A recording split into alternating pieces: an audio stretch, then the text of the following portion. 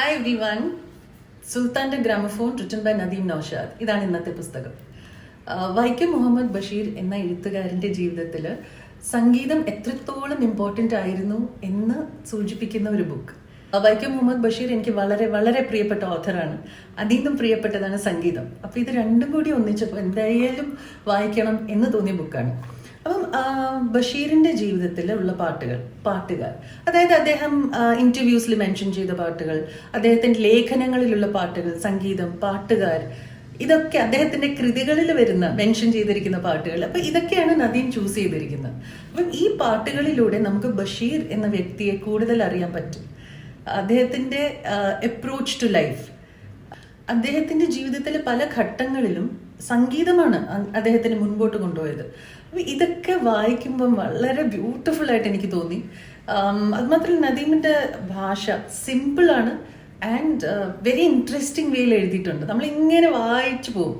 അതുമാത്രമല്ല എനിക്ക് തോന്നുന്നു ഇതൊരു കളക്ടേഴ്സ് ഐറ്റമാണ്. നമുക്ക് എത്രയാണെങ്കിലും എത്ര തവണ വേണമെങ്കിലും ഇത് വായിക്കാം.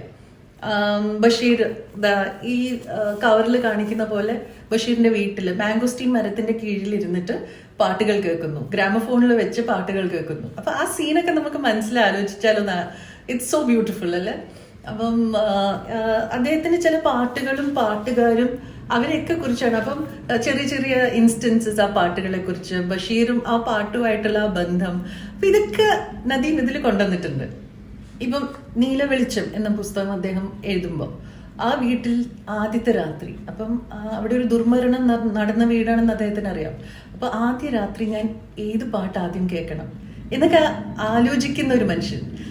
ആ ഘട്ടത്തിൽ ഏത് പാട്ടാണ് അദ്ദേഹം കേട്ടത്, ഏതൊക്കെ പാട്ടുകളാണ് കേട്ടത്, അദ്ദേഹം ഭാർഗവി കുട്ടിയോട് പറയുന്നു, ഈ പാട്ട് എൻ്റെ കൂടെ നീ കേൾക്കുന്നോ.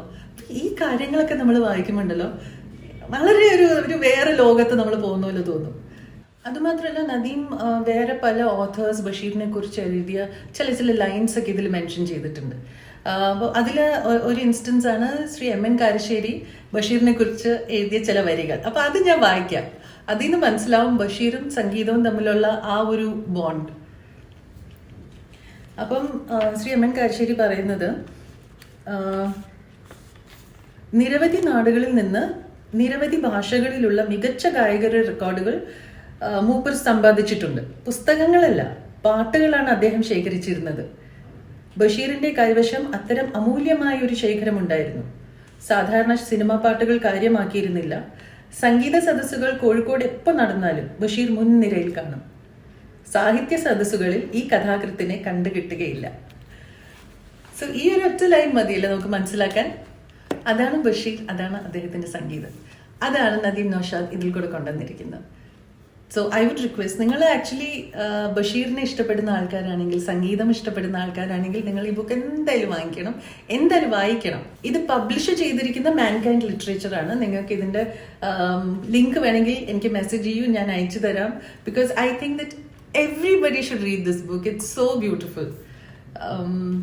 പെയ്ഡ് പ്രൊമോഷനൊന്നും അല്ല കേട്ടോ, എനിക്ക് അത്രത്തോളം ഇഷ്ടപ്പെട്ട ഒരു ബുക്കാണിത്. അപ്പം ഞാൻ വിചാരിച്ചു എന്നാൽ നിങ്ങൾക്കും കൂടെ പറഞ്ഞുതരാം ഇങ്ങനെ ഒരു ബുക്കിനെ കുറിച്ച്. നിങ്ങൾ കേട്ടിട്ടുണ്ടാവും, കേട്ടിട്ടില്ലെങ്കിൽ ഈ ബുക്ക് വാങ്ങിക്കുക, വായിക്കുക, ഹാപ്പി ആവുക. Bye bye.